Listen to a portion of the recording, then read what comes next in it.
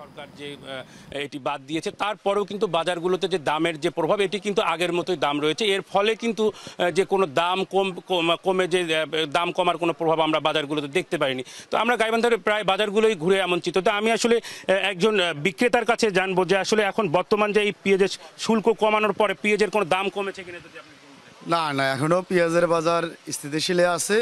আগে যেমন বেচছি এখনো তেমনই বেচতেছি। সরকার তো আপনাদের শুল্ক কমানোর পর দাম কম নিচ্ছেন না কেন আপনারা, বা কমেছে কিনা দাম? সরকার দাম কমাছে ঠিক আছে, কিন্তু আমরা যেখান থেকে কিনতেছি, যে আড়ত থেকে কিনি, তারা তো আর কমাচ্ছে না।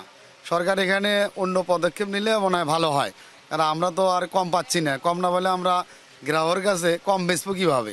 আমাদের ধন্যবাদ আপনাকে। আপনি শুনলেন যে তারা কিন্তু যে এই যে শুল্কটি কম করার পরও কিন্তু তারা আগে যে দামে কিনেছে সেই দামেই কিন্তু তাদেরকে কিনতে হচ্ছে। তো আমি যদি একটু দাম দরগুলো যদি দর্শকদেরকে একটু জানাই, যে এখন কিন্তু যে পেঁয়াজের যে বাজারটি রয়েছে এটি 120 টাকা কেজি দরে কিনছে, যেটি এর আগেও কিন্তু 120 টাকা কেজি দরে প্রায় সপ্তাহখানেক ধরে চলছে। তো মরিচ 100 টাকা চলছে, ফুলকপি কিন্তু যে শীতকাল হিসেবে 60 টাকা, এবং বাঁধাকপি কিন্তু 50 টাকা, এবং পাশাপাশি সিম কিন্তু 100 টাকা কেজি দরে কিনছে।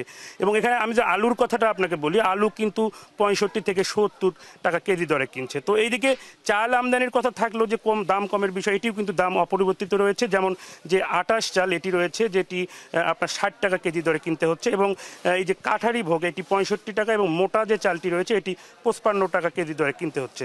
তো আসলে এই যে সরকার যে আসলে যে শুল্ক কমানোর ফলে যে দামের যে প্রভাব, এটি কিন্তু বাজারগুলো কিন্তু লক্ষ্য করা যায়নি। তো আসলে এই যে শুল্ক যে বাদ দেওয়ার পরবর্তী যে দাম যে বেশি নেওয়ার কারণ হিসেবে যেটি বলছেন যে তারা যে আগে যে দামে ক্রয় করেছেন তা আসলে তাদেরকে কিন্তু সেই দামেই কিনতে হচ্ছে। এর ফলে কিন্তু যে আগে যে দাম রয়েছে এই দামেই কিন্তু যে ক্রেতাদের কাছে কিন্তু এই জিনিসগুলো বিক্রি করতে হচ্ছে বলে জানিয়েছে। তো পাশাপাশি আরেকটি জিনিস আপনাকে বলে রাখি, যে সারা দেশে যে পলিথিন ব্যবহারে যে নিষেধাজ্ঞা আরোপ করেছে সরকার, এটি কিন্তু যে পলিথিন নিষেধাজ্ঞার প্রতি কিন্তু বাজার মনিটরিং থেকে শুরু করে তেমন কোনো প্রভাব আমরা দেখছি না।